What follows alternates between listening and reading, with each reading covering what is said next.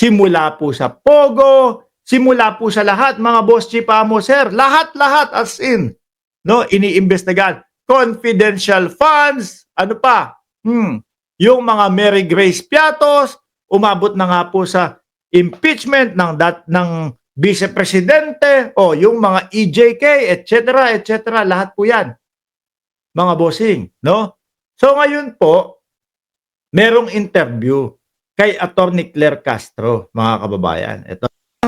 Yan.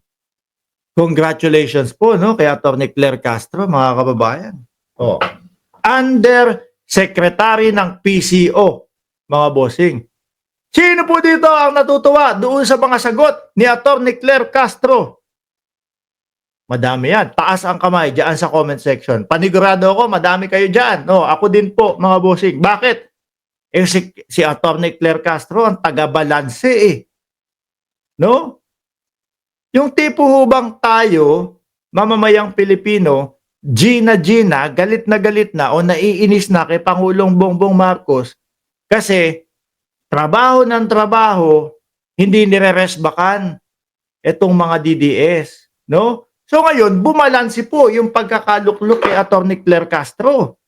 Mga kababayan, bakit ho? O, yung inis natin kay Pangulong Bongbong Marcos kasi hindi mapagpatol, ito po ang tagapatol, no? Ito po yung taga-resback. O kaya bumalansi ho. Nung unang araw pa lang, mainit na agad yun. Di ba? Unang araw pa lang ng pagkakaupo, nanggigil na po yung mga host nung nandoon sa Net25. Alam ko, di ba, under yun o pag-aari ng Iglesia ni Cristo. Nag-init na po kay Attorney Claire Castro. Yung parang gusto na lang nilang sabihin hindi ka dapat bumabanat. Dapat ang bumabanat lang o dapat hindi ka, dapat mga Duterte lang ang bumabanat. Hindi mo dapat pinagtatanggol ang Pangulo. Ganon ang ibig sabihin nila, mga kababayan. Kaso po, kahit pa paano, madaming nanonood sa kanila no? Tingin ko doon, negatibo. Negatibo ang naging reaksyon ng sambayan ng Pilipino doon sa sinabi nilang hindi dapat ipinagtatanggol ni Attorney Claire Castro si Pangulong Bongbong Marcos. Hindi, yan naman po, siguro hindi po sila sanay doon sa mga pambabash, hindi po sila siguro sanay doon sa, ano yun, yung hindi tangkilikin yung kanilang mga komento. So kaya ang ginagawa po nila, o ang napansin ko po, ino-off po nila yung comment section. In-off po nila yung comment section doon. Siguro masakit na. No? Hindi nila matanggap na hindi tanggap ng sambayan ng Pilipino yung kanilang mga sinabi. Eto dito po sa interview ni Karen Davila, mga bossing, madiin pong sinabi ni Attorney Claire. No? Na kumbaga, pagkakaintindi ko po, sige, laban tayo. O, pakinggan niyo po. You clapped back at former President Rodrigo Duterte. It's all over the news. But eto tanong ko, isn't this what Duterte wants? Gusto niya patulan siya Ako, naintindihan ko po yung sinasabi ni Karen Davila no? At naniniwala din po ako doon sa sinabi niya, mga kababayan. Yung mga DDS po, kasama na ang dating Pangulong Duterte, mga bossing. Gigil na gigil po yan kay Pangulong Bongbong Marcos As in, G na G po, mga kababayan. Bakit po? Kasi sigaw sila ng sigaw, bangag si Marcos, ganito si Marcos, magpa-drug test si Marcos, kahit 2 beses nang nagpa-drug test ang Pangulo. Merong 3 sa kama na nagaganap. Yung asawa at si Pangulong Bongbong Marcos, ganito, ganyan. Sigaw ho sila ng sigaw sa kalsada, mga kababayan. Walang pumapansin sa kanila. Doon po sila naiinis. Yung mga maharlika, ay nako, araw-araw na ginawa ng Diyos, ang vlog.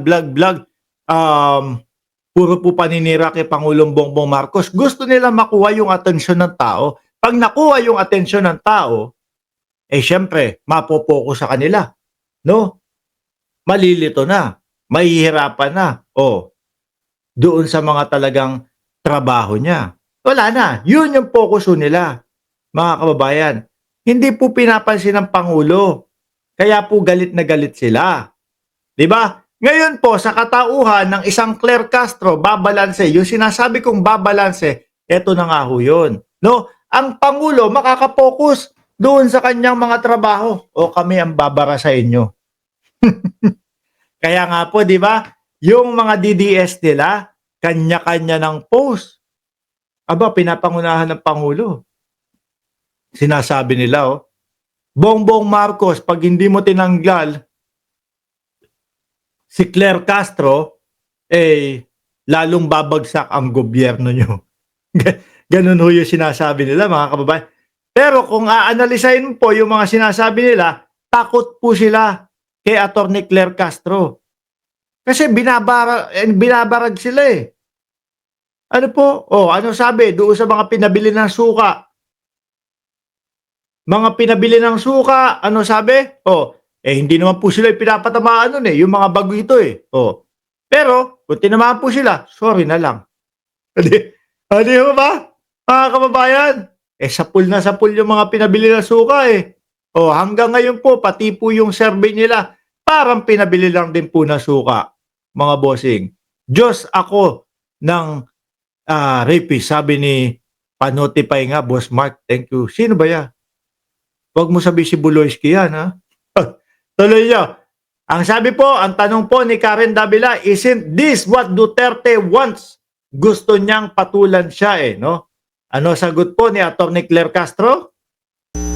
Then I will. We will. Okay. I will. We will. Papatulan namin siya. Di ho ba, mga kababayan? Ako naman po, itong panahon na to, sumusobra na po kasi yung mga DDS. Sobra-sobra, labis-labis na po, no? Yung mga sinasabi nila sa publiko, yung mga sinasabi nila sa mga social media, yung mga paratang nila, mga kababayan, wala na. Lumalabag na po sa karapatang pantao, mga bossing. At kitang-kita naman po natin, lahat ng sinasabi nila, wala pong mga ebidensya eh. Hindi ho ba? Kaya sabi ko, panahon na talaga para putulin na itong mga pamemeke, paninira nitong mga ito. Di ho ba? Kailangan nang magsalita para dito. Alam nyo ho, baka majority pa ng mamamayang Pilipino ay natutuwa kasi may isang Claire Castro na kumbaga humeresback o sumasagot sa kanila nang matigas ha. Hindi ho kasi sila sanay sa ganun. Sanay sila doon sa pagka binanatan nila ang Pangulo, yung tipo ho bang, ano ba the best word na gamitin do? Organisadong pagsagot? No? Maayos na pagsagot ng Pangulo? Yung tipo bang ikaw yung mapipikon kasi gusto mo nga yung atensyon nila o ng Pangulo pero hindi mo makuha yung atensyon. At lalong napapamahal pa sa mamamayang Pilipino pag sumasagot ang Pangulo. Sibilisado. Kaso may isang Claire Castro ho na babardagol sa kanila. Di ba? Sabi ni Domingo Bermas, huwag mag-vote ng mga tao na nagmumura at naguutos na pumatay. Tuloy ko to. Good. But aren't you Yeah, giving... definitely. As long as it is worth answering back, we will do that. Just Okay. avoid, so that the people will know the truth. Because if we will allow former President Duterte to do that, keeps on doing that, he will keep on doing that, maybe the people will believe in him and they may consider that as a truth. And we will prevent that. Okay. Pagka sinagot sila, mga kababayan, yung mga kasinungalingan, kapekean, na sinasabi po ng dating Pangulo, unang-una, simula pa lang nung mautog nila, mga bossing, na adik ang presidente, nasa listahan ng gumagamit ng ipinagbabawal na gamot ang presidente, kahit wala naman, mapuputol po yun, mga bossing.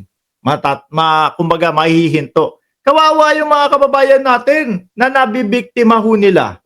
Kawawa yung mga kababayan natin na ang pinapalaganap din o ang nakukuha nilang mga impormasyon panay ho fake news. Tapos ipagkakalat, uy, siyempre mapapahiya, uy, fake news yan. Ano po? Fake news na nandito si Janice Bailon. Aba, nandito si Janice Bailon, puro heart na naman. Mamaya mag-I love you na naman yan. Anyway, mga bossing Chipamo, sir, yan po yung pagpatol ni Atty. Claire Castro kasama po ng Malacanang. No? Sabi nila, gusto ng mga Duterte patulan sila, papatol ang Malacanang sa kanila.